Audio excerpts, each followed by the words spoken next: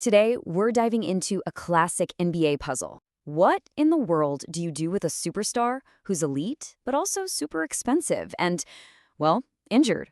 That's the exact spot the Dallas Mavericks are in with Anthony Davis. And the solution, according to one really fascinating proposal, involves a trade partner that I promise you almost nobody is thinking about. So let's break this whole thing down. So this is really the core of the problem, right? Anthony Davis, he's an absolute game changer when he's on the court, no doubt. But he's about to turn 33. He's making a massive $54 million this season, and he just went down with a pretty significant hand injury. Any team that even thinks about trading for him is taking on a huge risk. So who on earth would actually make that bet? Now, you're probably running through the usual suspects in your head, all the contenders. The teams that are just one piece away from a title. But according to the source material from Sam Quinn, the real answer is way more creative. It actually lies with the team that's still building for its future. Okay, so first, we really need to understand why trading Davis is just so difficult right now. His market has basically shrunk to almost nothing, and it's not just about that giant contract.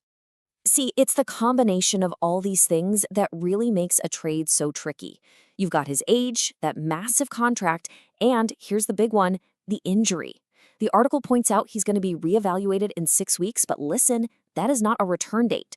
For a team in the middle of a playoff race, waiting that long for a player to maybe come back, that's a deal breaker.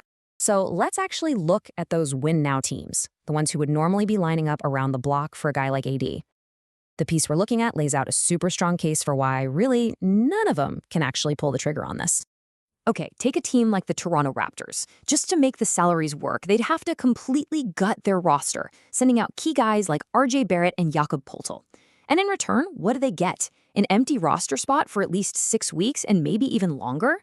They could so easily slide right out of a guaranteed playoff spot while just waiting for a guy who might not even be 100% when he does come back. And it's pretty much the exact same story for another team you might think of, the Atlanta Hawks. I mean, they're already in that shaky play-in tournament zone, so just imagine them trading away key rotation players to match salary, only to then face these sudden-death win-or-go-home games without a full roster, all while they wait for Davis. It's just a massive and, let's be honest, probably a losing gamble. And this quote from the author Sam Quinn, it just hits the nail on the head. It perfectly captures the dilemma. It's the big question every single contender has to ask themselves. Trading for Davis right now doesn't make you better for the final stretch of the season. It actually makes you worse, with only the hope of a payoff down the road. For teams fighting for playoff seeding, that's just a non-starter. So what we're seeing is this total paradox, right? The teams who need a player like Davis the most to win a championship are the ones least equipped to handle him being gone. This forces us to look completely outside the box. Who can actually afford to wait? Who's playing a totally different game? And this is where it gets really interesting. This brings us to the author's surprising, but when you think about it, strangely logical conclusion. The perfect trade partner isn't a team trying to win a title this year at all.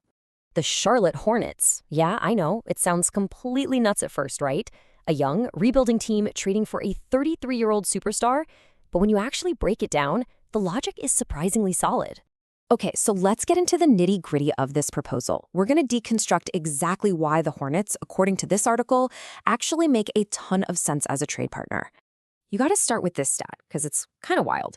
Since December 1st, the Hornets have had the number 4 ranked offense in the entire NBA.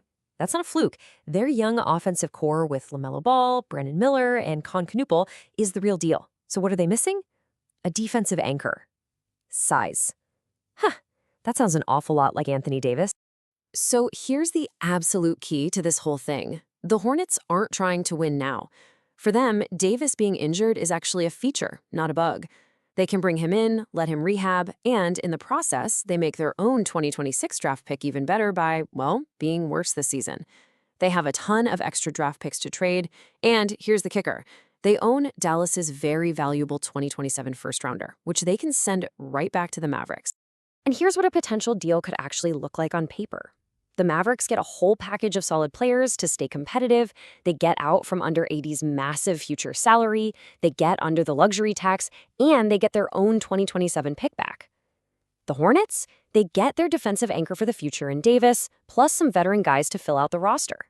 It's a win-win, really, all built on two teams having completely different timelines. So, after all that, what's the big picture here? It's about building a completely new vision for the Charlotte Hornets and basically hitting the fast forward button on their timeline from rebuilders to actual winners.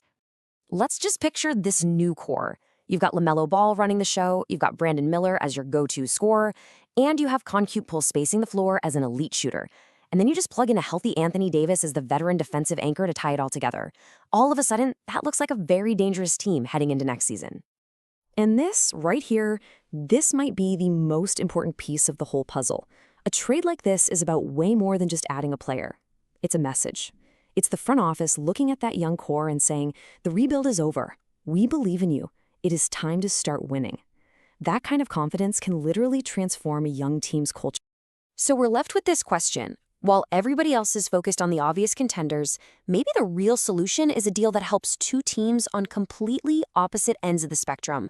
You know, it's a reminder that in the NBA, sometimes the smartest move